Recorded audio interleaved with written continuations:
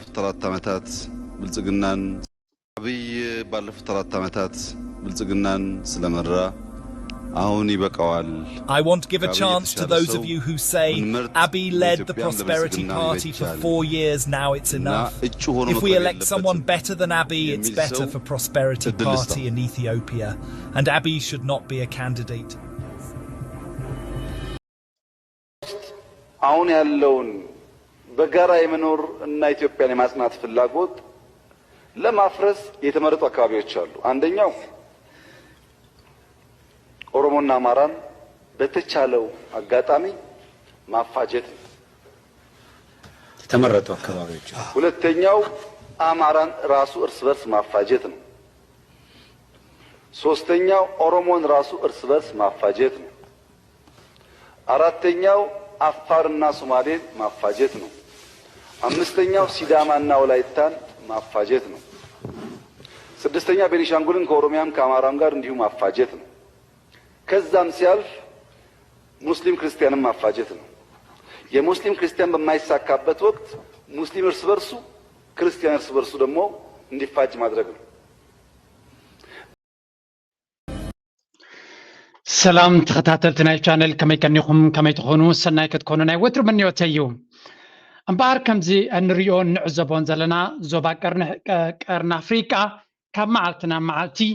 መቸም ናብ ዝበለፀ መንገዲ ይኸይድ የለን ብፍላይ ብዓይኒ ፖለቲካን ቁጠባን ክንሪኦ ከለና ማለት እዩ እዚ ኩነታት እዚ ብፍሉይ ድማ ነቲ ዞባ ቀርኒ አፍሪቃ ንሕማቕን ንፅቡቕን ዓብ ፅልዋ ዘለዎ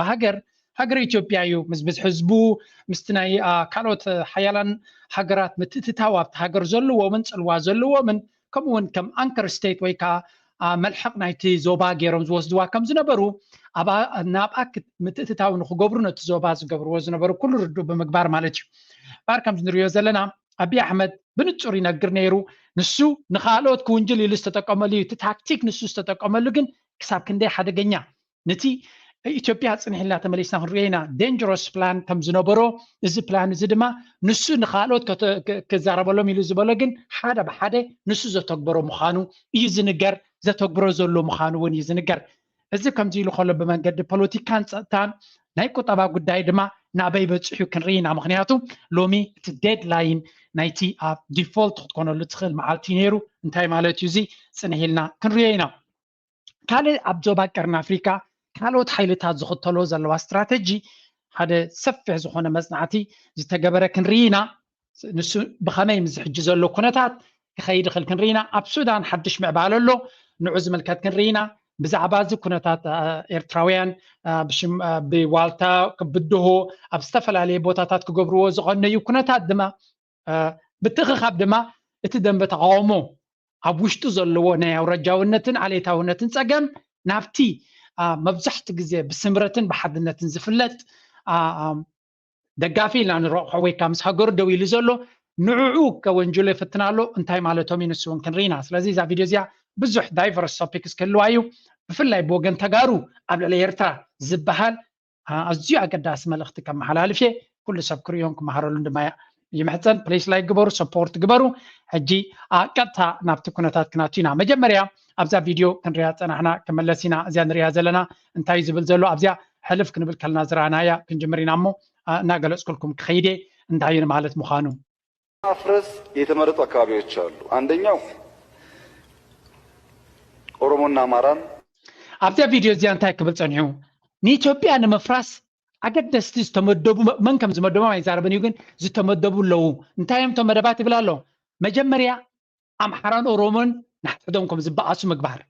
እዚ ጥራይ ግን ኣይኮነን ንኣምሓራ ናሓትሕዱ ከም ዝበሃላዕ ምግባር ከምኡ ድማ ንኦሮሞ ናሓትሕዱ ከም ዝበሃላዕ ምግባር ንዓፋርን ንሶማልን ናሓትሕዶም ከም ዝበሃልዑ ምግባር ነቲ ቤንሻንጉልን ነቲ ወላይታ ዝበሃልን ናሓትሕዱ ከም ዝዋጋእ ምግባር ኣስላም ምስ ክርስቲያን ከም ዝበሃላዕ ምግባር ነቲ እስላም ናሓትሕዱ ብዓሌታውነት ከም ዝበሃላዕ ኣብነት ኣብ ኦሮሞ ዘሎ እስላምን ኣብ ሶማል ዘሎን ኣብ ኣፋር ዘሎን ናሓትሕዱ ከም ዝበሃላዕ ከምኡ ድማ ነቲ ክርስቲያን ኣብ ትግራይ ዘሎን ኣብ ገለ ዘሎን ከም ዝበሃላዕ ምግባር እዚያ ማስተር ፕላን እዚኣ እንታይ ኢሎም ኣለው ኩላ ንሱ ዝገበረያ ዘይገበራ ነገር የለን የሙስሊም ክርስቲያን በማይሳካበት ወቅት ሙስሊም እርስ በርሱ ክርስቲያን እርስ በርሱ ደግሞ እንዲፋጅ ማድረግ ነው። በብዙ ሀገራት ያለው ልምምድ እነዚህ ካልተሳኩ ሰበብ ፈጥረህ ጦር ማዝመት ነው። ይሄ የመጨረሻ ግብ አይደለም። በሚዲያ ካፍረት ማፍረስ፣ ያም ካልሆነ በዲፕሎማሲ ጫና ማፍረስ፣ ያም ካልሆነ በተልእኮ ውጊያ ማፍረስ፣ ያም ማይሳካ ከሆነ ግን ምክንያት ፈጥረ ገብተ ማፍረስ። እንግዲህ በቃ ይበቃል። ትክክል ነው። ሰው ያላደረገው ነገር እዚህ ውስጥ የለም። ስለዚህ ኩለንተን ከም ሲናሪዮ ኣብ ኢትዮጵያ ይካየዳለዋ ኢሉ ዝገልጾ ዝነበረ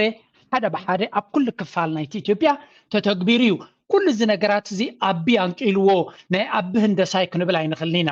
ዝነበረ እዩ። ኣቢ ድማ ንስልጣኑ ንምንዋሕ ልክዕ ከምቶም ቅድሚኡ ዝሓለፉ ንኣብነት እቲ ናይ ብሄራዊ ዲሞክራሲ ዝበሃል ወይ ካብ ብሄራዊ ፌደራሊዝም ህወሓት ወይ ካብ መለስ ዘተኣታተዎ ዝበሃል ንረብሓ ናይ ተጋሩ ኢሎም እዮም ገይሮምስ። ተጋሩ ኣዝዮም ውሑዳት ኣብ ፖለቲካ ናይ ኢትዮጵያ ዝዓበየ ኢድ ክፃወቱ ተኮይኖም መጀመርያ እንታይ ክገብርሎም እቲ ህዝቢ ንሓትሕዱ ከምዘይሰማማዕ ገብርሎም። ኣዘርዋይስ 5% ናይቲ ሃገር ከመይ ገይሩ ሙሉእ ስልጣን ናይ 100 ሚልዮን ህዝቢ ናይ 80 ሚልዮን ህዝቢ ስልጣን ክሕዝ ይኽእል? ኣይክእልኒ። ተረዲኹኒ? ካልኣይ ካብ በረኻ እዮም መፅኦም ካብ ሳሕል ካብ ጫካታት ካብቲ ሰውራናቶም ካብ ደደቢት እዮም ገለ እዮም መፅኦም። ኢትዮጵያ ኣብ አዲስ አበባ ግን ኤሊት ዝተማሃሩ ኣምሓሩን ካልኦት ዓሌታትን ነይሮም። ስለዚ ካብ በረኻ መፂኻ ናይ ኤርትራ ካብ በረኻ መፂኻ ኣብ ኣስመራ ኮይንካ ከተመሓድር ኢትስ ቨሪ ፊዚብል ወይ ከዓ ኖርማል ነገር እዩ። ስለምንታይ ህዝቢ ኤርትራ ካብ አዲስ አበባ ኣዝዩ ርሒቑ ተደርቢዩ ዝነበረ ህዝቢ ስለ ዝኾነ ተርዲኹም ኣለኹም። ስለዚ መብዛሕትኡ እቲ ምሁር ዝተባሃለ ኤርትራ ወሲዶም ኣዲስ ኣበባ እዮም ዝወስድዎ ነይሮም። ኣስመራ ኣይነበረን ገለ ይንብል ኢና። ግን ብሓፈሻ እቲ ኣካይዳ ናይ ኢትዮጵያ ሰንተር ኦፍ ኢንፍሉወንስ ማእከል ስዕበትን ስልጣንን አዲስ ኣበባ እዩ ነይሩ። ኤርትራ ድማ ኣዝና ርሒቕና ስለ ዘለና ምናልባት ወደባት ስለ ዝነበረና ኣቓልቦ ነርና ኸውን ናይ ጥልያን ግዝኣት ስለ ዝነበረና ብዙሕ ፅልዋ ስለ ዝነበረ ኣብ ሃብቲ ስለ ዝነበረ ዳኢ እምበር ካብቲ ማእከል ናይ ምሕደራ ኣዝና ኢና ንርሒቕና ነርና። ኣብ ኢትዮጵያ እንተመፂኻ ግን ትግራይ ዘየለ ቦታ እዩ ነይሩ። ዳርጋ ዝኾነ ይኹን ኣቓልቦ ዘይነበሮ እዩ ነይሩ። ስለዚ ካብ ትግራይ መፂኦም ኣብ አዲስ ኣበባ ኮፍ ክብሉ ከለዉ እቲ ኣብኡ ዘሎ ምሁር ናይ ቁጠባ ናይ ፖለቲካ ናይ ገለ ክቕበሎም ኣይክእልን እዩ። ነዚ ኣብ ስልጣን ኮፍ ክትብል ተኮይንካ ንሓትሕዱ ከም ዝበላዕ ክትገብሮ ኣለካ። እዚ ጌም እዩ፣ ዲቫይድ ኤንድ ሩል እዩ። ከምኡ ገይሮም ይሰርሑሉ ነይሮም። ስለዚ ንኣቢ ድማ ብኸምኡ ዓይነት ዝተባልዐት ሃገር እዮም ገዲፎምሉ። ኣክቹሊ ናይ ከምዚ ምብላዕ ዕድል እዩ ናይ ከምኡ ኩነታት እዩ ንኣቢ ብስልጣን ኣምፅዎ። ኣቢ ኣብ ስልጣን ኣብ ዝፀንሓሉ ድሕሪ 3 ዓመት ሓንቲ ግዜ እንተስ ንተሃዲድ እንተስ ንፈኸራ ዝገበራ ኣስገረዩ ባይቶ ኣለዋ ኣሜሪካ ኢትዮጵያ ዲሞክራሲ ኣለዋ ኢትዮጵያ እያ ትበሃል። ልስና ብልጽግናን ስለመራ አሁን ይበቃዋል። I want to give a chance to those of you who say Abiy led the Prosperity Party for 4 years, now it's enough. If we elect some 3 ዓመት ጌርካ ኻኒ ብልጽግና ጽቡቕ ጌርካ ከተመሓድሮ ይትኽእልኒ ኢኻ ንዝብሉ ሰባት ውረደልና ክትብሉ ትደልዩ እንድሕር ኮይንኩም ርኢቶን ኣባኹም ገዲፈየ ኣለኹ ይብሎም ኣሎ። ኣገባብ ኣለዎ እኮ ግን ስምዑ ወስክ እንታይ ክብሉ እዮም እቶም ባይቶናት ራይዎ one better than Abiy, it's better for Prosperity Party. ካብ ኣቢ ዝበልፅ ሰብ ኣሎ ትብልዎ እንተለኩም ኣብ ኢትዮጵያ ኢማጂን 120 ሚልዮን ህዝቢ ዘለዋስ ካብ ኣቢ ዝበልፅ ሰብ ኣለዋ ኢልኩም ተኣብንቱ ኮይንኩም ናምበር 1 እዚ ሰብ እዚ ብኽልተ ነገር ክገልጾ ይኽእል። ሓደ completely self awareness የብሉን ነፍሱ ኣይፈልጣን እዩ። ተርዲኹምኒ ናይ ነፍሱ ርዲት የብሉን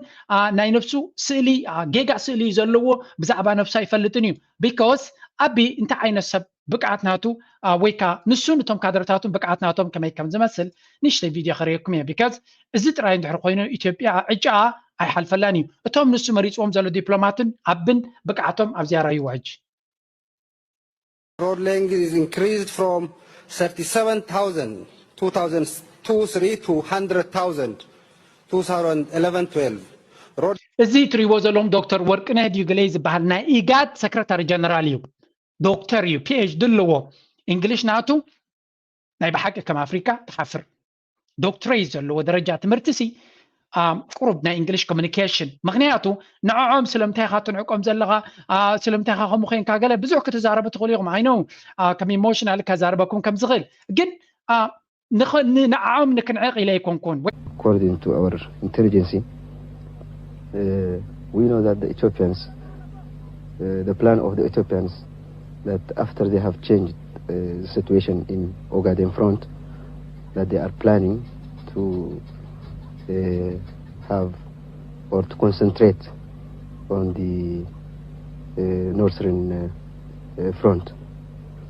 But it's true. እዚ ትሪእዎ ዘለኹም መንእሰይ ኣልሰይድ ዓብደላ ኣብ ሰውራ ከለዩ ኣሚን እዚኣቶም ኣብ ኤርትራ اب كبابي سمهار توليد زعبيو على سيد عبد الله ترديهم لهم اب اليت اب كتما اسمراوي اديس ابا توليد زعبي كونن imagine بعل اليوم اب اتينك زي موده 7 8 تاتيو اب سحل كوينو منسيات كلو مس عالم كومونيكيت كغبرو كلو بدعمي بريليانت زخونو قانقا ريلي زخرعيهم حقنا مزراب سياتهم على سيد عبد الله ود 14 عامت كله اب كراچي اب باكستان كيدو نفارتنا اثيوبيا زودقي نيرو نخمو اوبريشنز مرحي نيرو سلازي اتبقعتناهم اتي انتليجنس ناتهم ريلي ناتنا سلازخونو قلمله سلازخول سلازخوني يكونن بمنطر اثيوبيان دكاتر رايو حجه اب رايو بخمزي انا مالت نسبكتنا غاي تغني خاغن كاب 100 مليون سب دوز يوم خون عجاخه زتريوتنا حكمنا ايغاد حلافيو انجليش ناتهم it's really in Africa وردت يخبلو خلانه in 2011-12 as a result Mr. Prime Minister for helping us achieve إذا كان the Prime Minister بإنجليش interview قبل بزح يتريونيكم سلامنتاي look now this important interview on behalf of CGTN. So far, how do you view this relationship? China has been a very important and a strategic partner in all our development efforts. An Ethiopian economic transformation. أما بزحتو كم زيلو دزارب زلي مثلكم ينببي زلو نعم ببي الزارب ترجم لهم كم زي كابروسو حاسيبك على تصحيح يكونن كم زي على سيد عبد الله وي بريزيدنت سياس وي كالوت عثمان صالح كالوت دبلوماتنا ايرترا مستخلوا صقماتهم كاف سورا من قلملن ستراي كيكون كاب توب يونيفرسيتي عالم دكاترن قالنا يكونون زيهم بقعتنا توم غنا بتزلهم سيرتيفيكيت ديكون كاب زربومن كابتي اقلالص حساباتهم ني خاتوزدو سب كابكو كنمنتاي ديغرلو بقعتنا تو كزارب كله كرد كله خاطفلط زلك امبر ورقنا تو داخ غزو يغل انديو از دا ماينا كبيت كوينو By way of investment, trade, finance, availing scholarship of ابدي اخر يحجي Is that okay? Peace is coming to our region. These two brothers are linking themselves to bring peace to South Sudan. 5 كيلو متر بمكينة سنت متر تمارا يونيفرسيتي تمريقو له مثلا انت لحتي تقول له 5 كيلومتر منقدسي كندي نو 5 كيلومتر بقرخاسي بمكينه كندي خوني الولو كندي كيلومتر خوني الولو نعقاتكم ولا يوم سمعوا يا قدقم بأجر 5 كيلو متر بمكينه سنت كيلو متر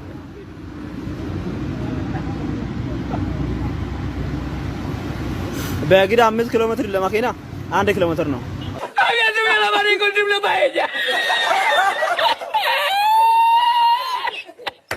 Oh my god. Yes. What's your job? What's your job? What is your job? An individual by the days. The job is 1 2 3. ناي بحكي كواليتي ناي تمرتنا إثيوبيا ناي بحكي أبز حلفة أب ما تري يكون وحدة سبات يوم حليفهم قال يبلون يرم سلازي I think there is some really big problem up to now توما كايدا هجي دحان وشتاو قدايناتهم جورجون عنا يملكتنيو دليتهم يخونو كتبلون يوم absolutely agree with you وشتاو قدايناتهم تمرتناتهم إثيوبيا نفسهم زخال هاجريهم مليونات بزلوم يوم but أبزي أتملي سنة قبل إليه كابايز بلش سبنتلكم نقروني له أنا 100 متر قصنيا كاب أبز بولتو لعل مليون سبعة اللو كي قانونكم عليك كاب أبز بولتو ترجمهم لهم there's a lot of educated people smart intelligent زغون اللوهم كابايز بلش لكم نقرون مزبلهم رأيوا مج And Abiy should not be a candidate.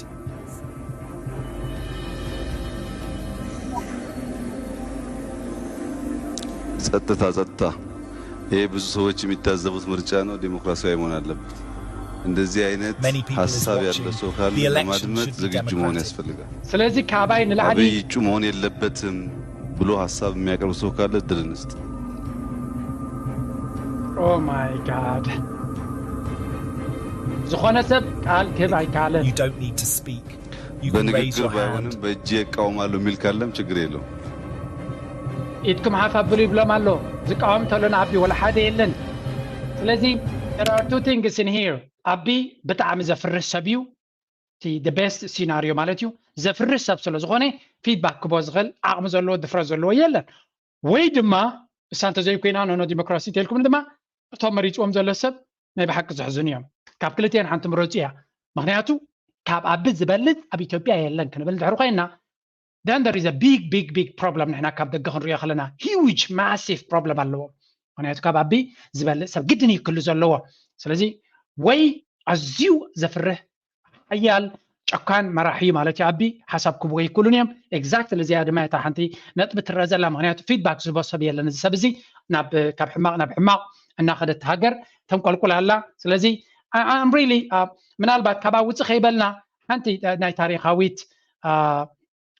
دوكومنت غنسمينا كل جزء تاريخاوي سنة كم تعلكم مساس لم تايم تعلق مع الأعمال لو بليز لايك جبروا سبورت جبروا let's continue كوننت مرتس لزلوا جن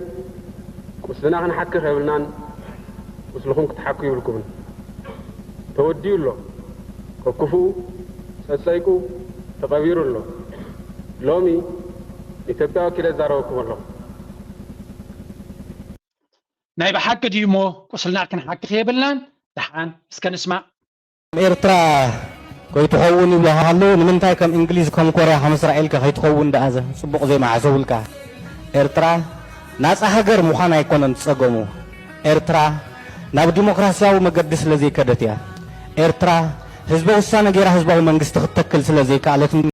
بتي سخان حزب إيرترا نزكى تكون مقال سخن نتأثر كله إيرترا تحيش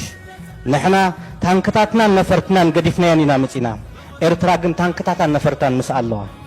حنششنا يقال سنا نتأس الذي وطن ناس النت جن برهاني ناس النت قويتا نفسك هاي جبركا ناس النت تلك حقاس أسوار جزء خان نفسك حلي جبركا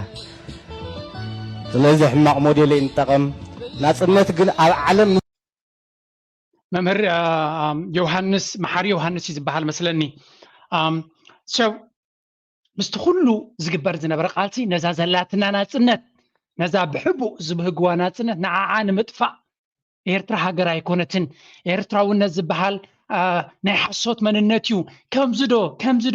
ዝበሃል ዝነበረ እታ ውሽጦም ግን እንታይ ብሎ ኣሎ ምስቲ ኩሉ ፀገማ ኤርትራ ከም ኤርትራ እንኮነ ይከኣልና መን ይዝቀን መን ይሐሳብ ድማ ነልከ በቃሎም ንሕና ይኮናን ካብ ትግራይ ክንቀን ካብ ትግራይ ሲ ኤርትራው ዝቀንኣሉ ምክንያት የብሉን ማሲ ካብ ተጋሩሲ يسبق كله خليهم كعبي خليهم كاب تقرأي جن كم حد ترى إيرتراوي كم نفسه وسيلة انتهي ليه قلنا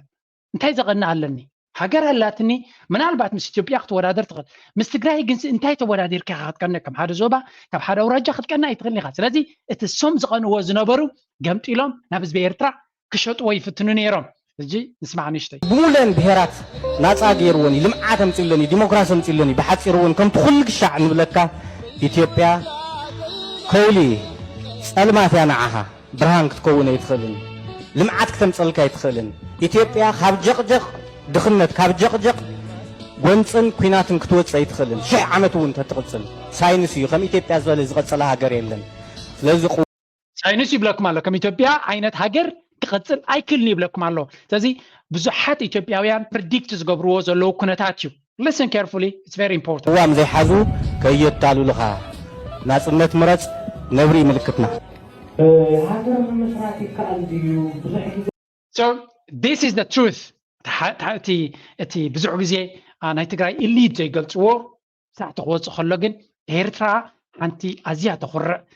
مس كل سجماتا هجر علاتنا كنكر على يجبا كنسر على يجبا كنا مع بلا يجبا نزينا جر نزه هجر ديا نمدر عام زخدوه زلوا جعزجن من البعض هذا اللبزي بتدقق عم زمتون نفع إثيوبياوي السك زارب كله نإيرترا سمعت زنبب نسمع يدهريو نبت نيكست مزنا برجد حمودو بروباغندا دوت زلوا مزنا إيرتراويان زجبرو زلوا نايوالتا تنرينا شو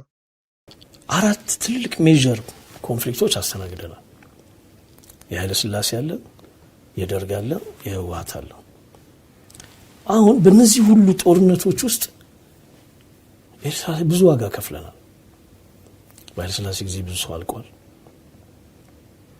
በደርግ ጊዜ በጣም ብዙ ነው ያለቀው በባድመ ጦርነት በዛች 15 ቀን ጦርነት ከ70,000 እስከ 140,000 ባለ ሬንጅ ውስጥ የተቀመጠ ቁስለኛና ሟች ወታደር ነው ያለው የባድመ ጦርነት شروم تانك مسلكوتا سادوشنا قعيل كادونا انت أبعبتنا نبقحزم ساعتا أفعبتنا نبقحزم ساعتا أيرخبكم سئينا مستا يكالو صحابك يا زانتا يكالو صحابك يا زانتا يكالو خب مدر السماي سيما بلك يوم زهلاي مهلاي لحسك يوم سئينون كباراي مسي ومدع عريب ومسحاي مسي ومدع عريب ومسحاي كم الحج يوم زداني بصحاي كم الحج يداني بصحاي دمس عيل انت يبسع له حايل مجزعتي يبسع له يخطوب له هيا من عساي اركب وجدنا بنانا تنت بريح النهول زيت تاريخك تاريخ ندحري تملسنا كاب تاريخه زي مهار نتاريخه زي خبر سب كال تاريخ كسرح يكلني نجانو زي خبر جانو كولدن كعبن كمعبلن ايكلني سلازي اب عالم بلوغ الزربين خلنا اب افريكا جن بزي قال عالم اب قدميت مستم اب قدميت كسرعو زخل قدام انت دي تسرع مستم اب قدميت كسرعو زخلو تاريخ جغننتن بلو سوراوي منقصقاس غيروم تاريخ زسرحو جانون تاريخ زمولو ጉዕዞ ህይወትና ኣለና ከነኽብሮ ይግባእ ነዝን ተኽቢሮም እዮም ድማ ካብዚ ዝበልጽ ጅግንነትን ታሪኽን ክሰርሑ ዝኽእሉ ወለዶ ክንሃነጽ ንኽእል ብውግጥ ራደ ይኮነ ብቁጠባ ብትምህርቲ ብኢንዱስትሪ ብኻልእ ኩሉ ንዕኡ ንምህናፅ ክንጓየን ከነብልን ክንክል ኣለና ነዚ ታሪኽ እዚ ከዳኸሙ ዝፍትኑ ብዙሓት ሓይልታት ኣለዉ የለውን ኣይንብልን ኢና ለስን ገለ ካብቶም ታሪኽ ናይ ኤርትራ ኩሉ ግዜ ታሪኽ ኤርትራ ክድምስሱ ዝፍትኑ ሰባት ከመይ ዓይነት ሰባት እዮም ናው ልስን ወዲ ኪሮስ أبوها مس درجي برات عتيقون يورن شعبية هاديجو أبتي من مستعمل شاسرنا يدو سليمو برات يزون يور حكى إيده برات نحاز مستعمل شاسرنا مس درجي شبوتني روبي برات لينو صبوق سلازي إسقاط مال شاسرنا ودول تجبها بس عبا شعبية خزارة مورال يقولون سلمو قوت انت دعم ممكنها ناي مورال أوتوريتي انت دعلينا بين بس عبا شعبية عقم شعبية دليل شعبية سراح شعبية تاريخ شعبية كتمسد نكون كتنتنكون كتقاومون مورال أو أيكونن سيمبل مورال أو أيكونن حجي بأولاد جادو بودو زناي فاتيكان زناي جلي زناي جبرتي أخيبكا قبلهم بزميتي خزارة تخلها تمالكم يمكن عبوتاتك هاديمهم خشعبي هاديمهم مصدر قسليمهم ما ليش أسرنا يكون يميرو إسرائيل سلاسة شيء سيكت تسعيرهم غير تحتيتهم تمهيرهم كا أفريتي زيادات كوينهم وليدو تحسبنا عبوتاتكم كتأصل والله حجي تماليشهم تقولوا الصاروف إيوه أبوي أنا مش أنا أدرككم إلى توليد نحن أبوي ولا حد هردر أنا جيت عن حدا لك أكنت حاسس كنا توليده كلها تلاقاهم إلى شعبي شو تتولد أنا بقى مصبوغ بقى أبوها سي سرعي ناي ماليش أنا نايدر قدام العين حوليدك اسقاط سبرم ناي سرنا ناي ماليش أنا جيت عن حدا يتولد لك ما بقى تسعة حدا توليد كاسي أبوها سي سرنا نبل عين دي خد كساني رمالتي هاي ماليش سرنا ماليش ولد قباي ساجي ولد قباها ولد قباها بزعبة دفش شعبية كبرتها شعبية تاريخ شعبية وستي شعبية خزار مورالاوي أيقونة يتلك هذا سلام قوتي مورالاوي أيقونة شعبي عقم بالله بقى هو حكيات بيلي فيها وتعطون جلها وتعطون سمع كذا أشياء كل شعبي أفعالي حنسا مدرسو أدي شعبي أبوي مصدر جنيرو أدي شعبي أفعالي هجوم جميل خلت أنا الكاينة أدي سي بقى شعبي أفعالي شعبي سقافي دعوة خمس زاربينا سقفل دعوة خمس زاربينا So I think it is what the زاربت عن هذا سالي مثلاً بتخكل رخيب والله حرسب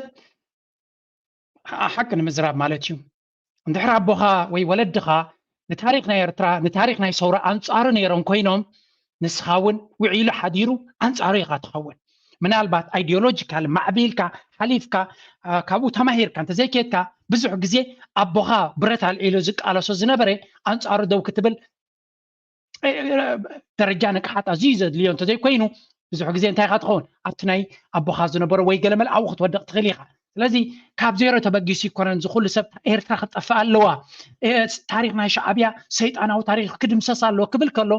from nowhere ካብ ዜሮ ተበጊሲ ሰብ ከም ክብል ኣይክልኒ ገለ ነገርስ ኣብ ገለ ፖይንት ገለ ኣጋጢሞ ክህሉ ክኽእል ኣሎ ከምዚኦም ዓይነት ባክግራውንድ ዝነበሮም ፍርዲ ወይ ፀርፊ ወይ ገለ መለ ይኮነን እዚ ጥራይ ግን ኣይኮነን ናይዚ መንእሰይ እዚ ሓደ መንእሰይ እንታይ ክንብል ንኽእል ካልኦት ናይ ሓደ መንእሰይ ከምዚ ገይሩ ኢልካ ብዛዕባ ክትዛረባ ይትኽእል ኢኻ ለስን ኣብዚ እዚ ንኣብነት ዝትሪእዎ ዘለኹም ማርቲን ፕላውቲ ዝበሃል እዚ ሰብ እዚ ትማል ኣብ ስዊትዘርላንድ ንዘጋጠመ ናይዚ ዋልታ ዝበሃሉ ዝገበርዎ ናታቶም እንታይ ልውፅይዎ ነይሩ ራይዎ ብዚ እዚ ብጣዕሚ ዝሕዝን ኩነታት ኢና ንርኢ ዘለና Switzerland, Eritrean ambassador and supporters of the Eri blood gather in Grillingen and call for violence, large-scale police operation. እንታይ ይብላ ኣሎ እዚ ሓደ ካብቶም ዝኸፉ ፕሮፓጋንዳ ናይ ኤርትራ ኣንጻር ኤርትራ ካብ ነዊሕ እዋን ዝሰርሕ ሰብ እዩ እንታይ ኢሉ ውፅእ ኣሎ ኣነ ኣብ ስዊስ ዝቕመጥ ኢቭን ኣብቲ ጋዜጣ ናቶም ትማሊ ቪድዮ ገይረልኩም ነይረ ከምኡ ዝብል ዘረባ ኣይነበረን ሓደ እቲ ሚድያ ናይ ስዊስ ኣካል ናይቲ ምዕራባዊ ሚድያ ሓሳቡ ምዃኑ ኣምባሳደር ናይ ኤርትራ ኣብኡ ክዛረብ ተረእዩ ኢሎም ኣብኡ ዝነበሩ ግን ኣይነበረን ኢሎም ወይ ፍሉይ ቪድዮ ናቱ እቶም ጋዜጣታት ናይ ስዊስ ዝኾነ ሓበሬታ ወይ ሶርስ ምንጭ ወይ ቪድዮ ወይ ገለ ከየርአዩ ተዛሪቡ ኢሎም ይዛረቡ ነይሮም እዚ ድማ እንታይ ወሲኽላ ነቶም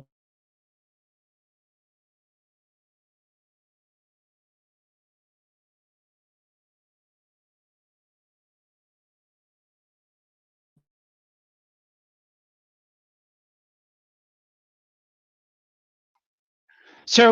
እንታይ ኢሉ ከምዚ ቶም ኣኼባ ገይሮም ዘለዉ ሲ ሓንቲ ዓባ ኣርቲክል ጽሒፍ ኣሎ ኣንጻር ኤርትራውያን ዘፈራርሁ ንዓመት ዝፅውዑ ፀገም ዝፅውዑ እናበለ ከምኡ ዝበሃል ግን ኣይነበረን እንተኾነ that's why ድማ ኣብ ትዊተር ከይድኩም ኣካውንት ክትከፍትለኩም ዝብላኩም ዘለኹ እዚ ሓበሬታ ክንበኩም ከለና ከይድኩም ኣብኡ ኮሜንት ክትፅሕፉ ምክንያቱ ንፋዓት ኤርትራውያን መሊሶም ኣለዉ እዮም ብዛዕባ ዝሱ ዝብሎ ዘሎ እቶም ኤርትራውያን ደገፍቲ ዝኾነ ይኹን ጎነፅ ከም ዘይገበሩ ዝኾነ ይኹን ፀገም ከም ዝፈጠሩ ዝገልጽ ሓበሬታ የለን ነቲዮም ኣንጻር እቲ ኣኼባ ንዓብ ዝፈጥሩ ወይ ባእሲ ክገብሩ ኢሎም መፅኦም ዝነበሩ ወይ ጠጠው ከብልዎ ዝፍትኑ ዝነበሩ ግን ፖሊስ ከም ዝዓገቶምን ፈተነታት ከም ዝገበሩን ከባቢ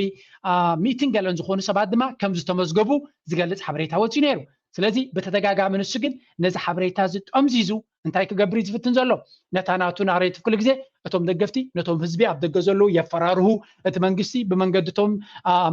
ንኤርትራ ኣፍቂሮም ንኤርትራ ኢሎም ደው ኢሎም ዘለዉ ሰባት እሳቶም ናይቲ መንግስቲ ልኡኻትን ፍሉይ ምስጢር ዘለዎም ንካልኦት ከፈራርሁ እዮም this is a lie ኣነሲ ንነዊሕ እዋን ተቃዋማየ ነይረ ካብ ደገፍቲ ዝመፀ ንፍርሂ ነበረን ኣብ ሶሻል ሚድያ እውን ንነዊሕ ነይረ ዝኾነ ደጋፋይ እምበሽ ኸማን ኣብ ዝቐረባ ብዛዕባ ኤርትራ ክዛረብ ምስ ጀመርኩ ናይ መፍርራሕ ቃላትን ናይ ክንቀትለካ ኢና ቃላትን ኣብ ዩቱብ ይኹን ኣብ ካልእ ብተደጋጋሚ ክርኢ ጀሚረ እምበር ቀደም ከምኡ ዝበሃል ኣይነበረን ብዛዕባ ኤርትራ ብዙሕ ቪድዮታት ኣብ መንግስቲ ኣብ ኤርትራ ዘሎ ክቅየር ከም ዘሎ ቋንቋ ክትግበር ከም ዘሎ ንስዋዓት ቀልጥፍ ዝኾነ ሓገዝ ክግበር ከም ንስድራ ስዋዓት ናይቶም ኣብ ገድሊ ዘሎ ብዙሕ ሓገዝ ክግበረሎም ኣሎ ገለ ይብል ነይረ ግን ኣንጻረይ ካብቶም ደገፍቲ ዝኾነ ይኹን ስጉምቲ ወይ መፍርራሕ ኣጋጢምን ይፈልጥን ኣብ ስዊስ ከለኹ ኣነ ስለዚ ስለምንታይ ዘየለ ነገር ብሓሶት ክዛረብ ዝፍትን እምበሽ ሕጂ ክዛረብ ምስ ጀመርኩ እቲ መንግስቲ ብዙሕ ፀገማት ከም ዘለዎ ኣብ ኤርትራ ብዙሕ ፀቕጢ ከም ዝግበር ናይ ዓለም ፖሊሲ ወይ ከነ ምዕራባዊ ዓለም ናይ ኤርትራ ብሕማቅ ከም ዝጥምታ ምስ በልኩ ግን 10 ግዜ ኣብዚ ዝፅሓፍክዎ ሕማቅ ገለ ብፍራህ ገሊ ንኣብነት በዓል ፌስቡክ ፖስት ምግባር ገዲፈ እዩ ካብ ምሕር ፀርፊ ድመፀኒ ማለት እዩ ትርጉም የብሉን ኣንጻር እዚኦም 10 ግዜ ምዝራብ ኢለ እንኳ ኣብ ዩቱብን ኣብ ትዊተርን ኣብ ትዊተር ሕጂ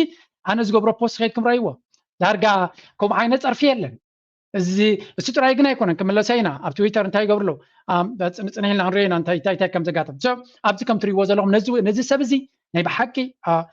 ተሪር ዝኾነ ግብረ መልሲ ተዋሂብዎ ስኻ ሓሳዊ ኢኻ መታለሊ ኢኻ ከምኡ ዝበሃል የለን ሰብ ሃገሩ ከኽብር ኢሉ ድመፅእ እምበር ግሶም መጥራይ እናበሉ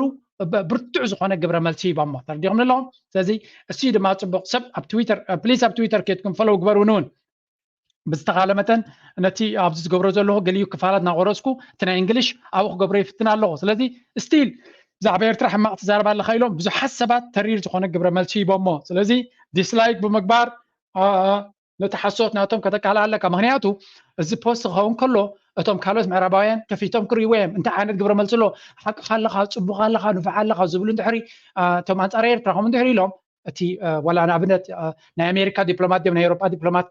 ይከታተልዎ ኾኑ እዮም ነዚ ስለዚ እንድሕሪዩ ነዚ ሪኦም ሓቅና ኣለና ማለት ይኽብሉ ኽእሉ ነዚ ሓሳዊ ምዃኑ መደናገሩ ምዃኑ ከምኡ ከምዘየለ ንሕና ንኤርትራ ንሃገርና ኢልና ንእከብ ከም ዘለና ዝብል እንድሕሪ ረኺቡ ግን ብዙሕ ክዛረበ ይክእሉን እዮም ስለዚ እዝን ወዲዝን ኩሉ ግዜ ኣስተውዒልና ክንሪኦ ዘለና ይመስለኒ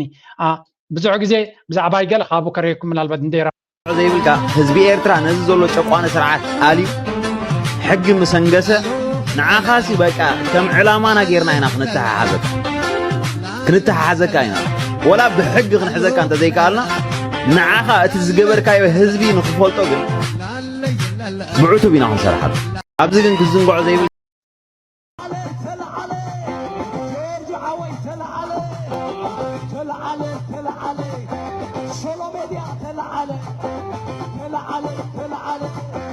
ميدي حاجة تلعلي حول العالم جورج دراب العالم جورج دراب العالم بخرمي العالم العالم سولو ميديا العالم سولو ميديا العالم سولو ميديا العالم والد هاجر العالم والد هاجر العالم ساندرو ناي بحكي مزغانا يقباني ندخل بعال زدالهم جن نعيس شمي سلازدغسن وي سلازمغسني كونن كم تنساتهم نحت حدوم توم نعانا خداغمو بيننا نعين ابنت هذا سبا يكونن انصاري يسرع فيديو بكل تارجت زخونيهم ترجيهم لهم تارجت غيروم بوكو بزسرحو سباتيهم سلازي اتهزبنا دما نتي ناي حزب ኤርትራ ጽቡቕ ነገር ነቲ ህዝቢ ኤርትራ ከሓቢሩ ክሰርሕ ሓድነቱ ከተግብር ብሓባር ጠጠው ንኽብል ዝፅዕር ዘሎ ንዑ ዝድግፍ ዘሎ ከተተባብዑ ኣለኩም ሰሎ ሚድያ እንተኮይኑ ምትብባዕ የድልዮ ኣረጋይ ሓጎስ ክገብር ከሎ ምትብባዕ የድልዮ ኣለና ዋልታ ሃገር ማዕበል ክገብር ከሎ ምትብባዕ የድልዮ ካልኦት ብዙሓት ቻነላት ኣለዉ ኣፍዓበት ሚድያ ኣሎ ሳሕል ፕረስ ኣሎ I think ብዙሓት ኣሎ ሂምቦል ዝበሃል ርኢ ኣለኹ I think ኣዝዮም ንፍዓት ዝኾኑ ብዙሓት ሕጂ ሽሞም ክጠቅስ ከለኹ ከይገድፎም ናፍራክየ ስለዚ ፕሊዝ ሰፖርት ዶስ ፒፕል ሰፖርት ግበሩ ንህዝቢ ኤርትራ ዘኽብር ሰፖርት ግበሩ ንህዝቢ ኤርትራ ሓድነቱ ፍቕሪ ክገብር ተኸባቢሩ ንክኸብር ታሪኹ ንክኽብር ህዝቡ ንክኽብር ብሄራቱ ንክኽብር ንዝፅዕር ሰብ ኣተባብዑ እንድሕር ከምኡ ኮይኑ ድማ እቲ ሰብ ንመን ከም ተነጣቅዕ ዘለና እንተፈሊጦም ተመሊሶም ከብሉና እዮም ስለዚ ንሳንድሮ ቅድሚ ሕጂ ስደት ትብል ብልፅቲ ደርፊ ዝሰርሐ ብዙሓት ደርፍታት እውን ኣለዎ ኣብ ቻነሉ ኤምጂ ኢንተርቴይንመንት ዝብል ከይድኩም ፕሊዝ ሰብስክራይብ ግበሩ ሰፖርት ግበርዎ እናበልኩ ካብ ልቢ ከመስግን ይደሊ ንሕጂ ናብታ ኔወይቲ ክንሰግር ኢና ንእሽተይ ይስምዑ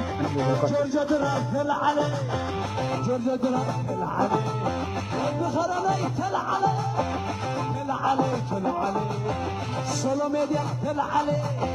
سولو ميديا العالي سولو ميديا العالي والد هاجر العالي والد هاجر العالي والد هاجر العالي حانتي نيكست توبيك ناتنا سودانيو سودان ابز حلف اول اب ايجاد اب جوبت مالتنا ايجاد كونفرنس تخايد نيرو سلازي እቲ ኮንፈረንስ ተኻይዱ ዝነበረ ድማ እንታይ ነይሩ ዕላማናቱ ጉዳይ ናይ ሱዳን ክዕርፈሉ ዝኽእል ስለዚ አይ ቲንክ በአሜሪካ ኦርጋናይዝድ ኮይኑ ነይሩ ኩነታት እቶም ኣብኡ ተሳተፉ ናይ መራሕና ኢትዮጵያ ተሳቲፉ ነይሩ ናይ ሶማልያ ናይ ጅቡቲ ተሳቲፎም ነይሮም ኤርትራ ዝኾነ ወኪል ኣይሰደደትን ኣብቲ ዋዕላ ማለት እዩ ናይ ኬንያ ወኪል ሰይዳ ነይራ ኡጋንዳ እውን ወኪል ሰይዳ ነይራ ናይ ደቡብ ሱዳን አይ ቲንክ ወኪል ዲያ ሰይዳ ወላ መፅኡ ነይሩ ብዘይገድስ ስለዚ ድሕሪኡ ብተገበረ ኩነታት حدش معبالي أقاطيم له. حدش معبالي دما مجمريا تي أقاطيم زلوا كنتات مالتيو تي RSF ناي RSF تي حميت زبهال مستي ناي سودان أرمي ناي تي وتهدروا زي حلاف زنبري الجنرال عبد البرهان مسو بحاد خوينهم كسرعوا زت بقرات ناي تخصنوا خجبروا ترداديو مالو مالتيو كالا أرستلو نحرك الردادو خوينهم حدا كال كابت بوتا كوت خلالو زي of course ردونا غرغيرنا هنريالنا So إذا حبريتا زي أبي وتينيرو أب سودان تريبيون وتينيرو كمودما تناي سهل ورك دي ولا تي دكتور وركنا دي جلس بحال نسون حبير نيرو سلازي تي كلتيوم جنرالات أب عشرت حمشت معلتها تراقيبهم مقراص ناي تقصي كسمامعو تباهيلو مالو سلازي زي the big good news you got security commitment from Sudanese كلتي وجناتهم كلتيوم جنرالات أبحث يروان تراقيبهم مقراص تقصن خجبرو سوداناويان دما أبحث معد متيوم كردادو هذا قال أتيوم على لوكلتيوم وجنات مالتيو and this is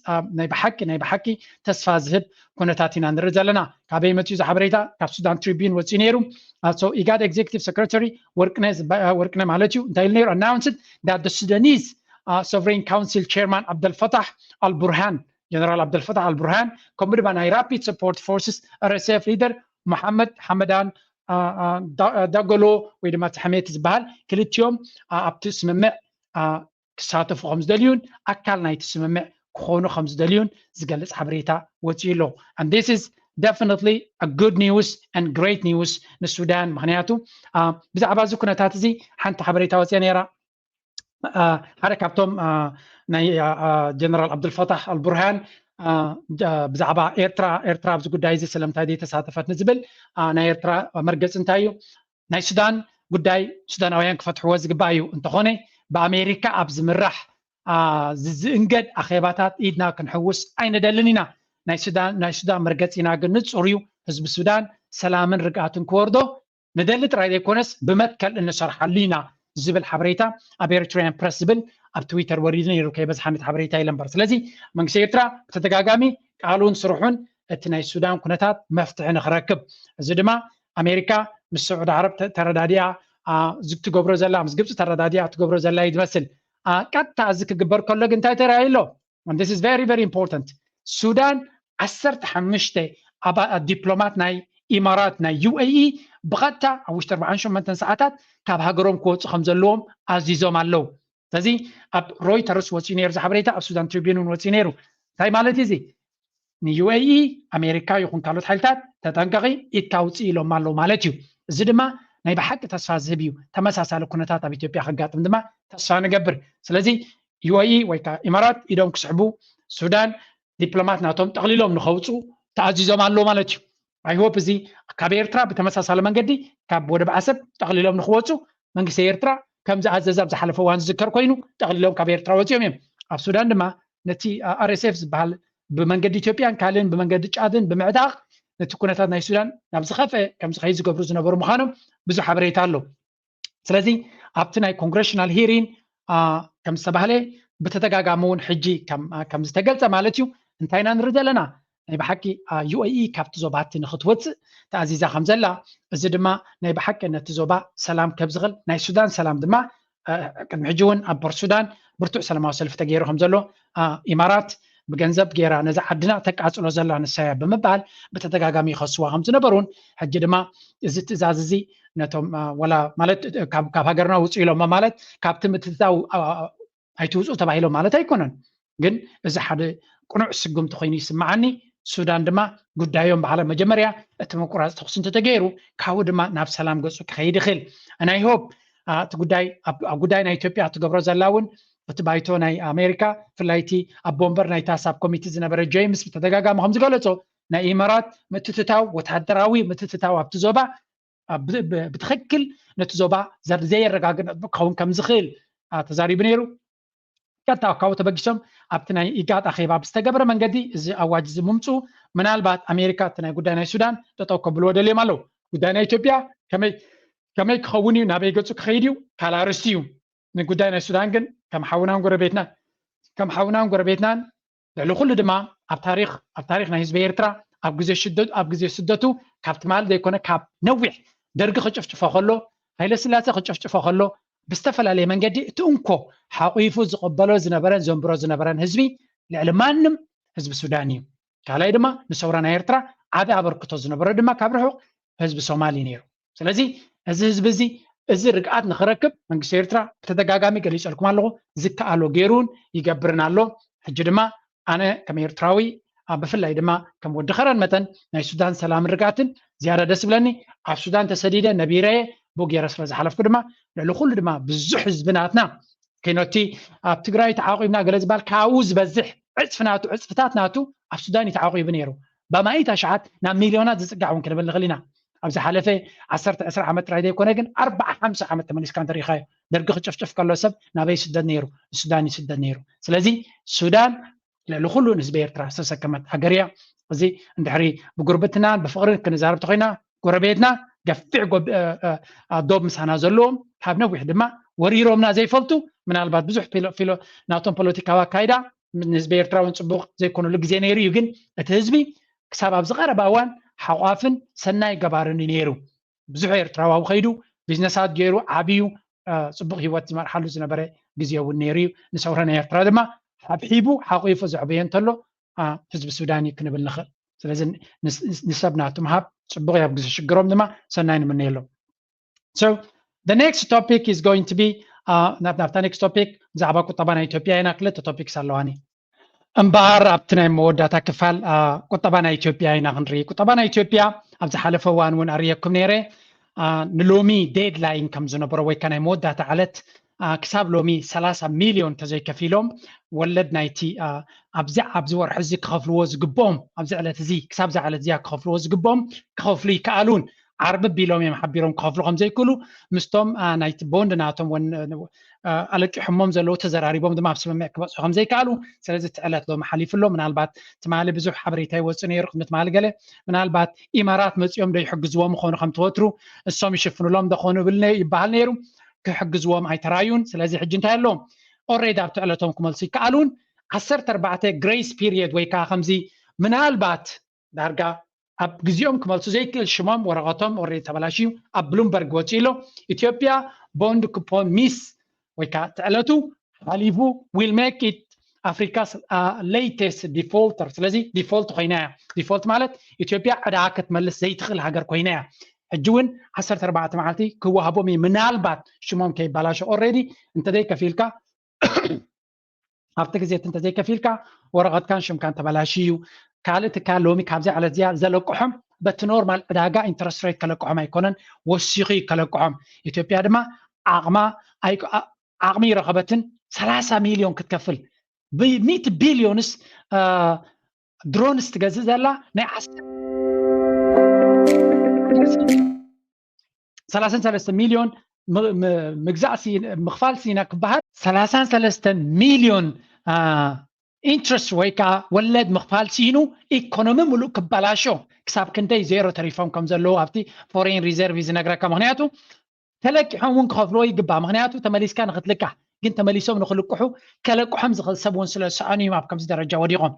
ترديهم لهم one of the biggest economy of Africa زبحال زنبري 33 مليون مخفال كسن كله كساب كندي a deep trouble at يخم زلوت economies نغركم تمالك متمالن already كلته حبريتا وتنيرو كالوت كامبانيتات كابت هاجر كهادمو خمس جمرو مخنياتو ناي وصع شرف سلج سانو نو سرحهم كم زعصون سراحتنياتاتهم بقى كساب زخونه مفتح نركب كيدي لهم سراحتنياتاتهم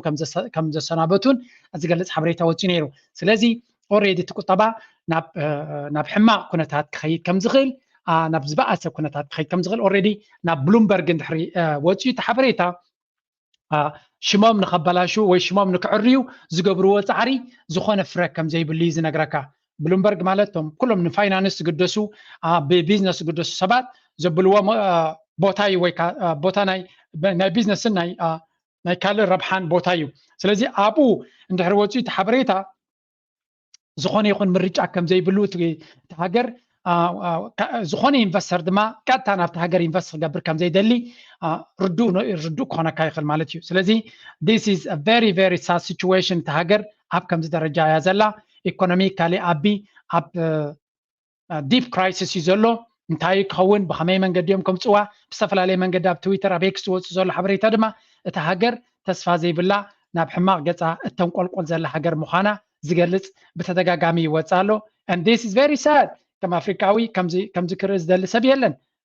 كلنا حزينا لنا مالتيو ابي ستيل بلچلچ زبل غزاناتو كاتو كاب سلطانو خيورد زتري وزلهم تي ب10 بليونس بواغا ناي كلتتي اباي گدب زبل وزلو بواغا زغبرو زلي ماچم تگنزب نا ኢትዮጵያ ኢኮኖሚ ዝبحال من على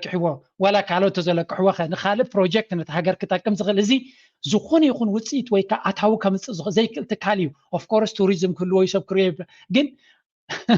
it's disaster in Africa بحق مقصلي درو اتمريت كبزحات حرستوت تمنطيل استوسده كم زنبري زنجر ስለዚህ ኢትዮጵያ ዛትሪዋ ብልጭልጭ ትብል ሃገር ብዕዳን እንዲዳን ተሰርሐት ሃገርያ እቲ ዕዳኻ ክትከፍል ኣይኮነን ዕዳኻ ክትከፍል ወለድ ናይ ዕዳኻ ክትከፍል ዘይካለት ሃገር ኮይና ኣላ I'm very sad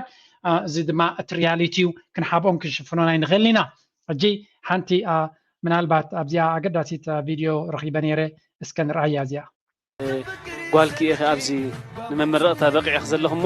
መን ክንብልስም ብምንታይ ዓይነት ዓውዲ ትምህርቲ እኺ ተመሪቕክ ዘለኺ أنا سولانا معرت أبي بحال بمانجمنت إتمرقة محدران أي مانجمنت إن public administration مالتي أدقل عخونكا ويبعل تحدار كونكا حدا تمرت خزاز مخال معرخ اللي كبيرين بده هزلون تلك وكلتي ما بين عينت بده هزلون ناي تمرت الرؤوس زغالة نقرالو مستمزنعتي كزناتات تالو قلملة بوخا خالقا نايد نقر مالتي ቆልዓ ክትንከባኸቢኻ ጥንስሎ ሕርሲ ምስ ቋጫውጮ ገለመለ ኣሎ ኩሉ ነገር ማለት እዩ ናይ ኣምላኽ ኩሉ ጥዕሚ እዩ ኣብ ዝበፅሐ ስለ ዘለኹ መጀመርታ ንኣምላኽ እየ ዘመስግኖ ልዕልዩ ከዓ ንወለደይ ማለት እዩ ሓደ ተመሃራይ ኣብ ኮሌጅ ዕውት ኮይኑ ንኽወፅእ ንስኻ ሓደ ካብቶም ዕውታት ኢኺ እቶም ኣገደሲ ዝበሃሉ ነጥብታት እንታይ እዮም መጀመርታ ተበግሶ ክህሉ ኣለዎ ምሻሎ ብምሉእ ድሌትካ ተበጊስካ ክትመሃር ምድላይ ትናትካ ድሌት ቀዳማይ ነገር ወሳኒ ማለት እዩ ናይ ብሓቂ ዘሐጉስ it's really ነዚያ ስእሊ ነዚያ ቪድዮ ምስ ረኣኽዋሲ ብጣዕሚ እኳ እያ ተሓጒሰ ኢማጂን ብዙሕ ግዜ ሲ ከምዚ ዓይነት ሲቹዌሽን ኣይንርን ኢና ናይ ብሓቂ ደስታ ዝህብ ተስፋ ዝህብ ኣብ ኤርትራ ኣብ የሎ ዝመሃር ዘሎ ሰብ ገለ ኢልካ 10 ግዜ ብዛዕባ እታ ሃገር ወየት ህፃን እውን ተመሪቑ ትሪእዎ ኣለኹም ዲኹም ቆብዕ ኣድዩ ጥራይ ኣይኮነትን ተመሪቓ ዘላ በይቢ እውን ተመሪቑ ዘሎ ቆቢዑ ወዲዩሎ ናይ ብሓቂ ደስ ዘብል ብቢዝነስ ቢዝነስ ኣድሚኒስትሬሽን ኤንድ ማኔጅመንት እያ ተመሪቓ ዘላ ብጣዕሚ ደስ ዘብል ዘኹርዕ ንኩሉ መንእሰይ ኤርትራዊ ድማ ክንዲ ምንታይ ብድሆ ፀገም የጋጥመካ